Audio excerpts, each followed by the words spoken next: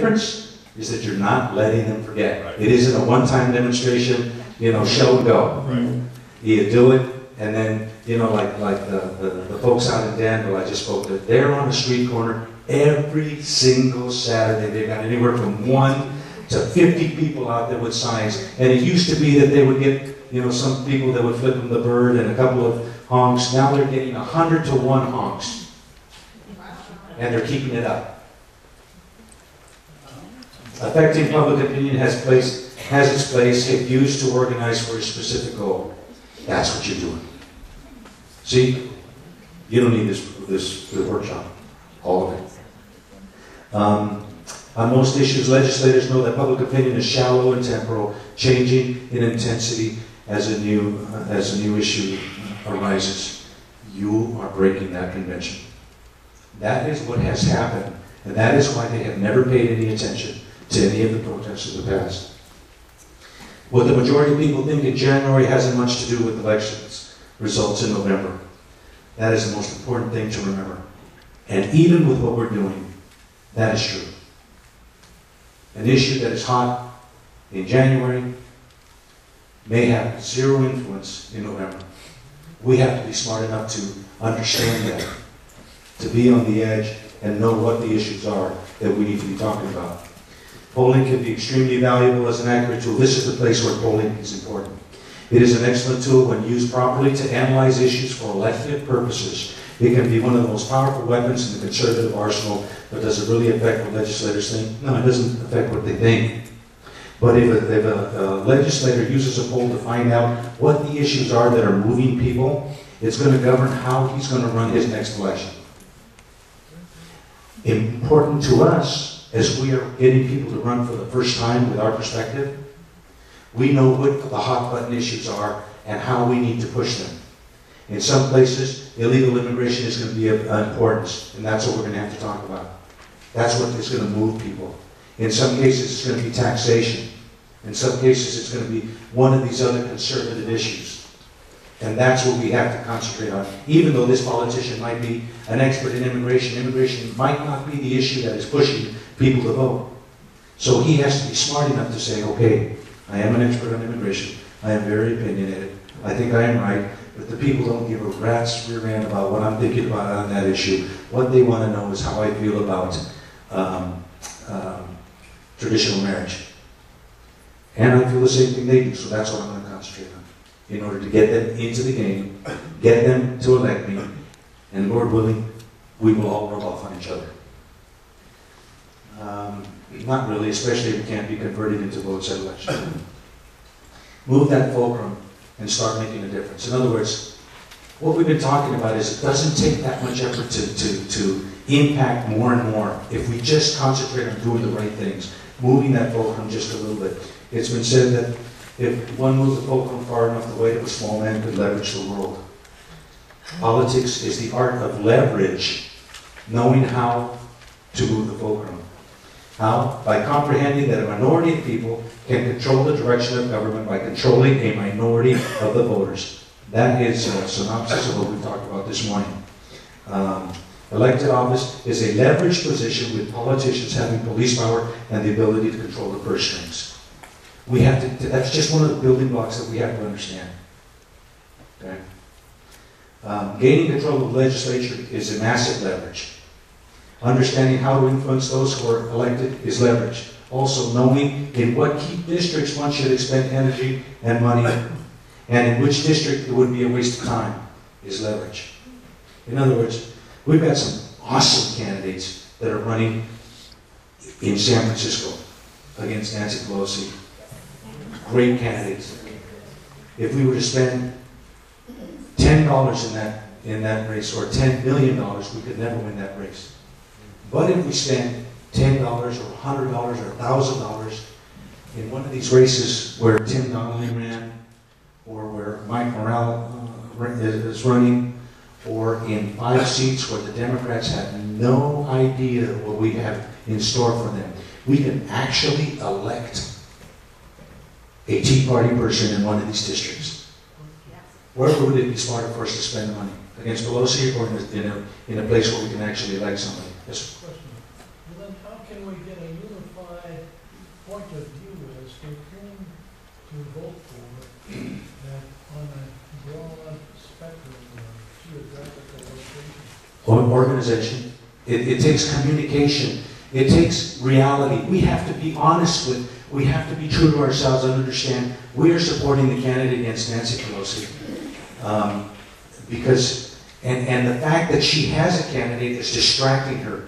And that in and of itself is a good thing. We will never defeat her. As a matter of fact, I say I don't want Nancy Pelosi defeated from office. I want her to be in Congress without a jet, without a Secret Service detail, having to take Southwest Airlines every Thursday to fly back to Houston.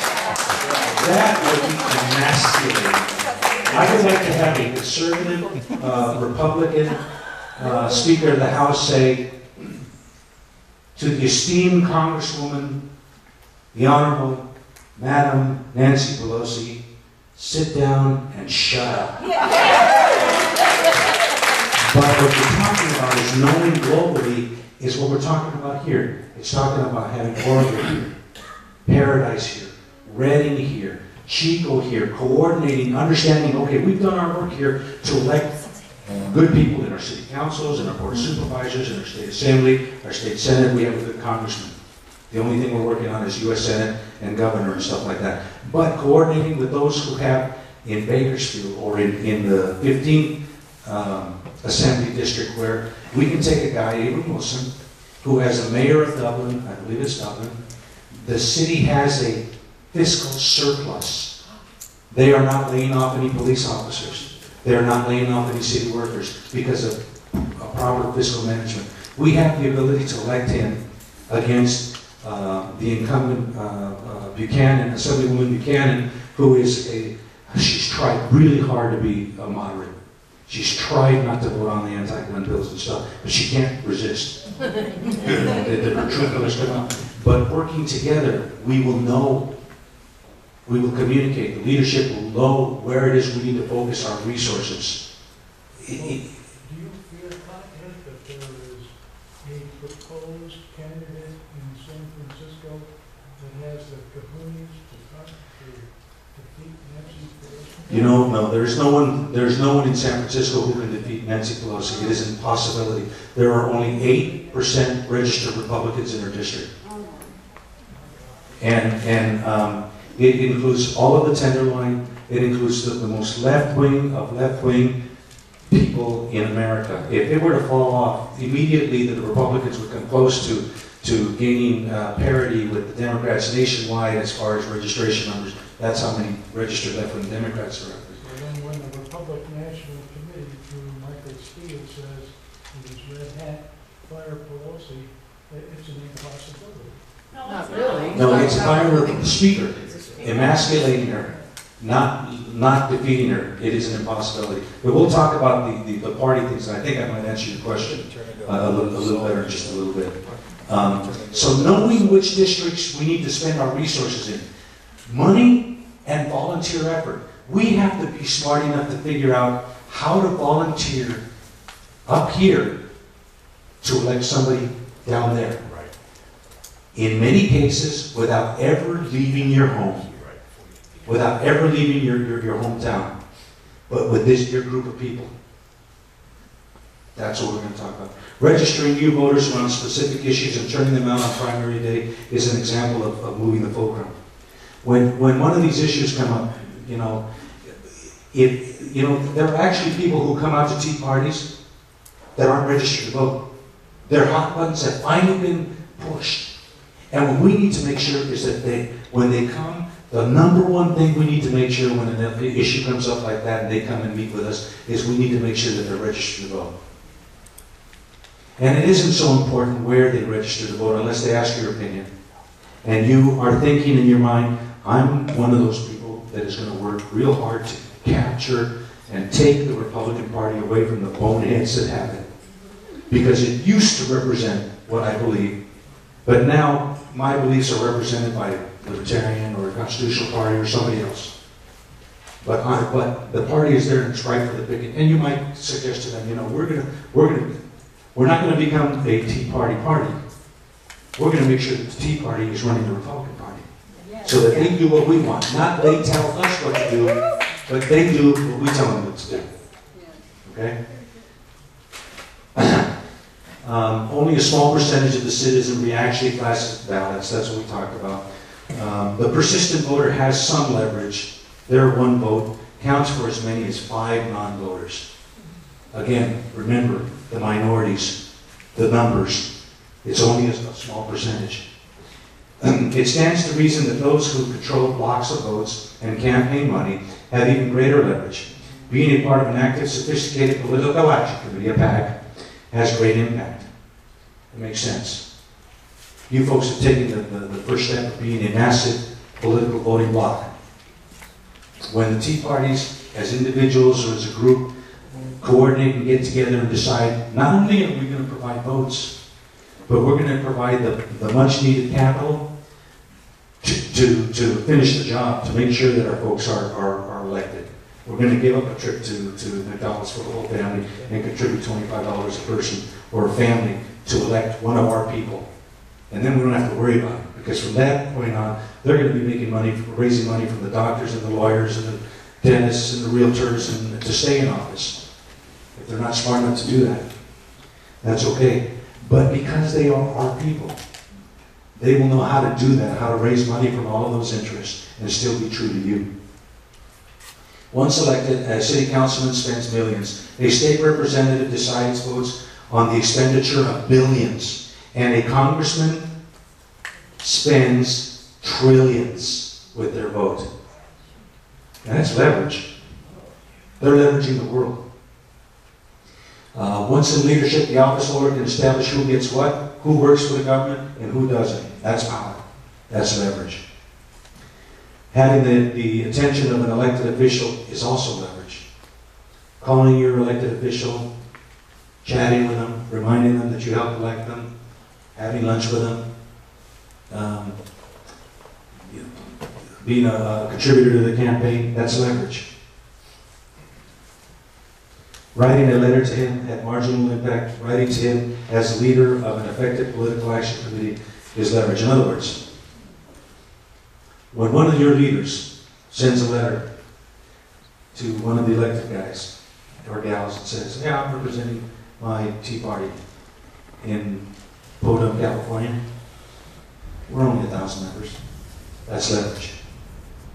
It's more leverage than just somebody out of the clear blue sky sending in their letter. So being organizationally aware is important. Communicating to him as a valuable member of his finance committee.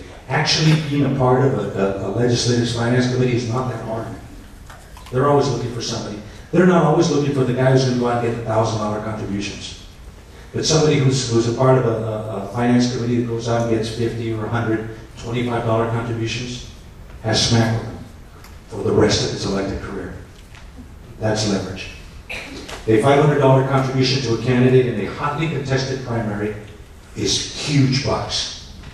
Okay? If given directly to the candidate, he'll clearly remember who gave it to him.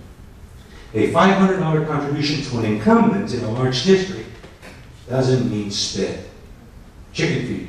It's usually expected, they expect it, they take it for granted, and they don't remember who gave it. So when you're helping to elect somebody for the first time, and you're there early on, and you give them a $500 check, or you collect a $500 check from your friends, and you say, "Hey, this is from a bunch of volunteers. We're all a member of the Tea Party in Chico.